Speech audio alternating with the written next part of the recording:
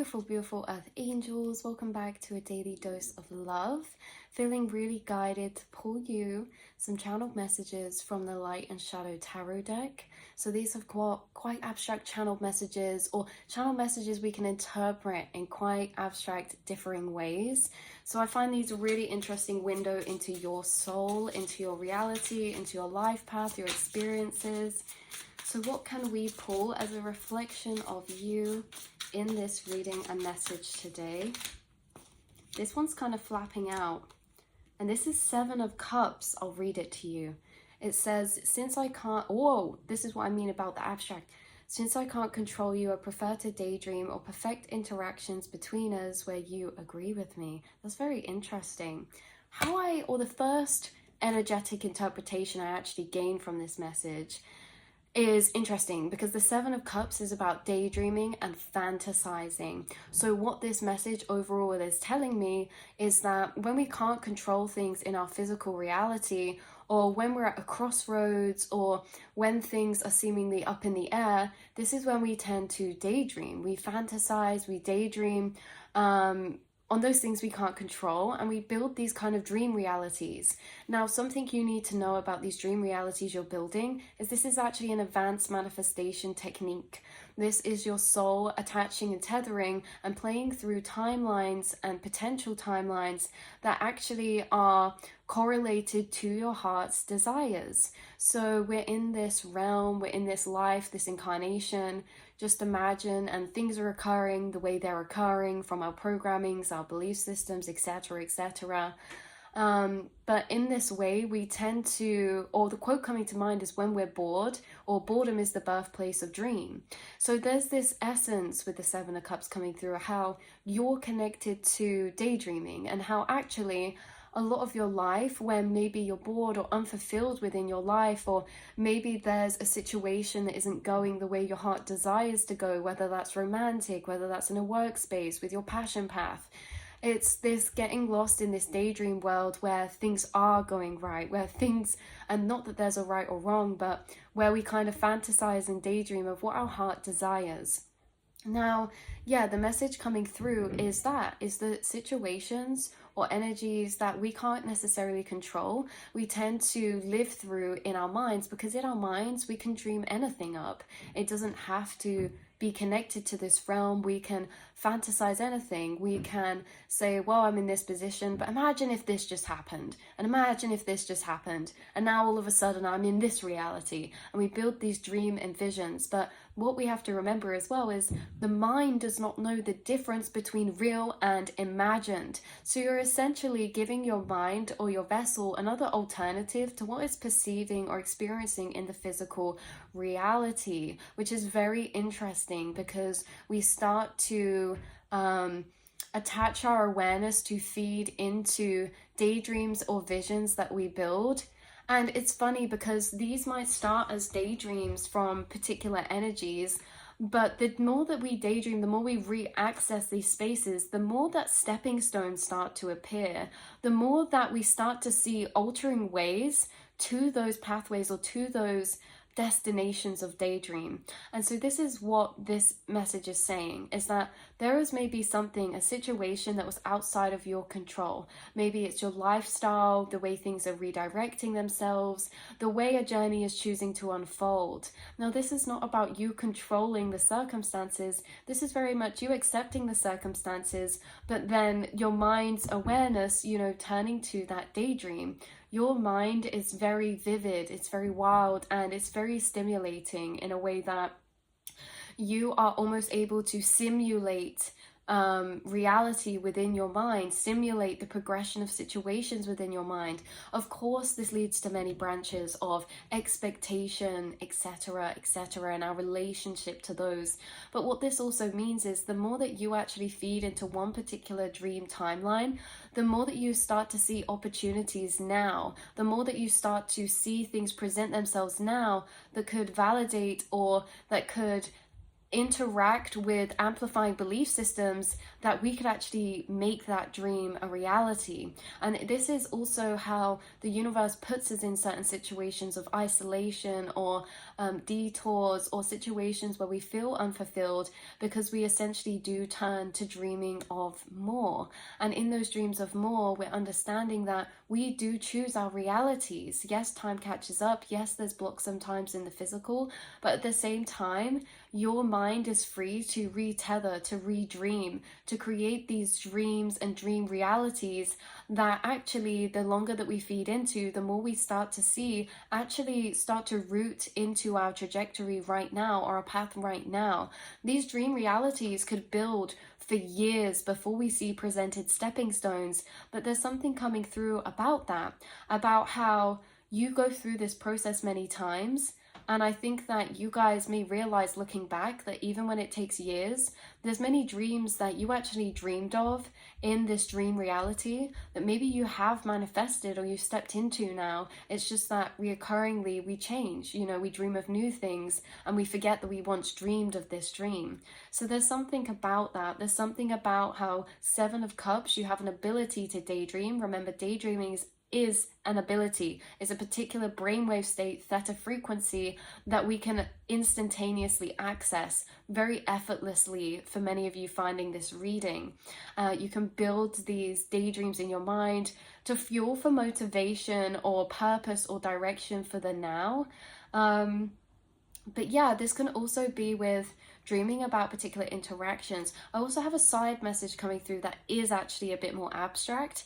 That is, some of you zone out through the day and you experience like conversations or interactions of social interaction with people. Maybe it's replaying past conversations, or past conversations that never happened, or maybe it's replaying future conversations.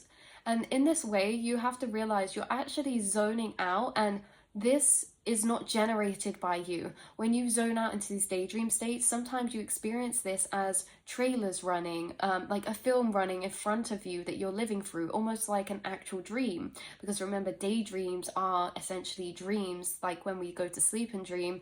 It's just that we're experiencing them in parallel to still being aware or connected to this waking plane.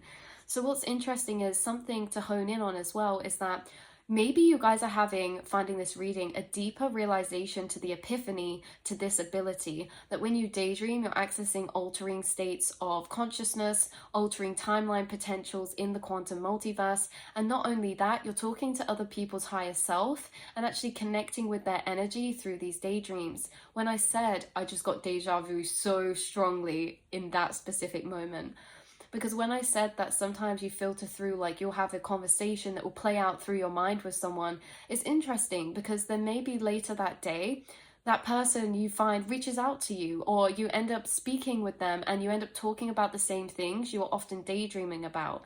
You're having higher self telepathic conversations within your mind.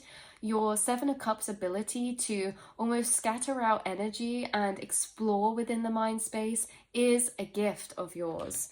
So, and it maybe stems to this energy. It's maybe stemmed to a lack of control. What we can't control, we can depict and control within the mind. But the mind is also a basis of the foundation of what our physical reality is being created with. So in this way, you see how it's a loop that you're creating your reality. And I think you've witnessed you co-create your reality, particularly within these energies. Maybe you're in a workplace, a relationship, an environment, a friend group, a particular phase of your life where you feel something's off, or you can't quite put your finger on it, or you're a bit frustrated with the progress that you can't perceive, or with the way things are progressing but not in the way that we kind of would have dreamed or preferred.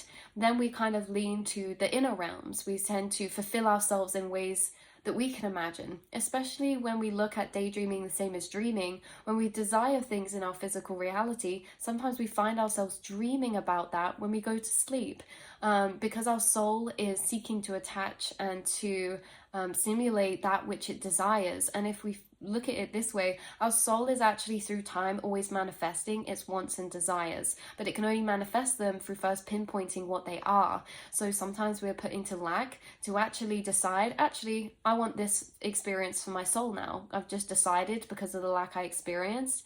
and that's what I'm going to work towards, or that's what I'm going to daydream about, or that's what I'm going to manifest, because my soul has energetically acknowledged that. And you'll find that your soul is actually manifesting the experiences it desires through time.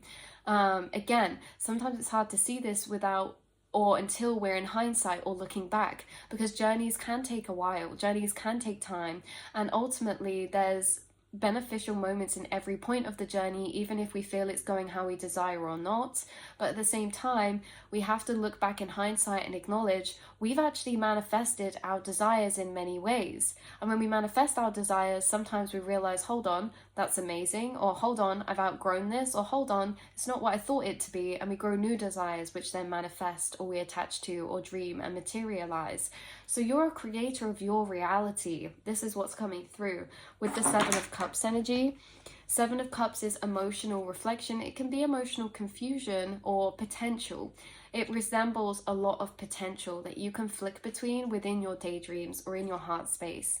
So just know that the potential you flick between, these are all quantum possibilities.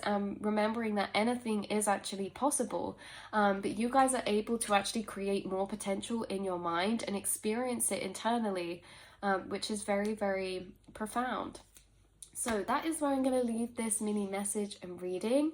You may find that if you find this reading today that you are daydreaming, you're a daydreamy soul, but you may find that you're daydreaming more or having more depictions of daydream to escape into.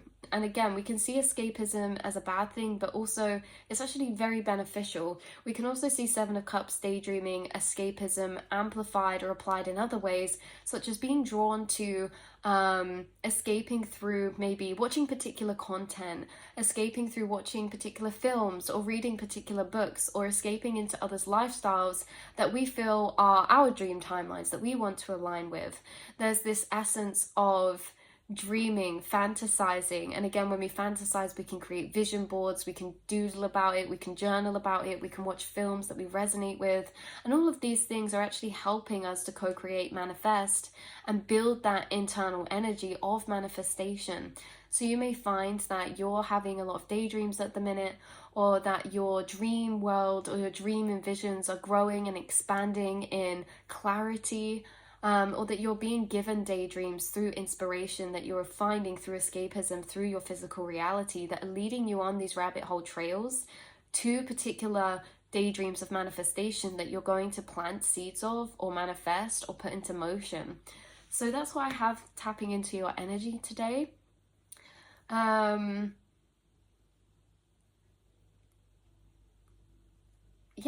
that is what I have coming through for your energy today. Also, side note, like when it says, since I can't control you, I prefer to daydream perfect interactions. When we can't control someone else's, not in a manipulative way, but you know, when we can't direct the desired interaction with particular people in essence of us feeling seen, heard, validated, sometimes we can daydream of things that are those interactions that do make us feel validated, or seen or understood in ways that we don't currently feel, that we don't have control over. So it could be that there's something that you feel lack in a particular area of, that you're out of control of, that actually ends you to that in turn allows you to desire for that particular energy, which then sets you on a path of attaining that energy in particular ways, whether that's like sharing yourself, putting yourself out there, sharing particular writings, or new areas of expression to emotion as well, or new pursuits to particular emotional fulfillments is what's coming through. So you're daydreaming, you're conceptualizing, you have a lot of potential, you have a lot of new pathways you can go through, and you might be finding a lot of downloads, realizations, or inspirations or ideas find you at this time. So yes, I love you guys so much, and I will see and speak to you all in the next reading, beautiful souls. Mwah.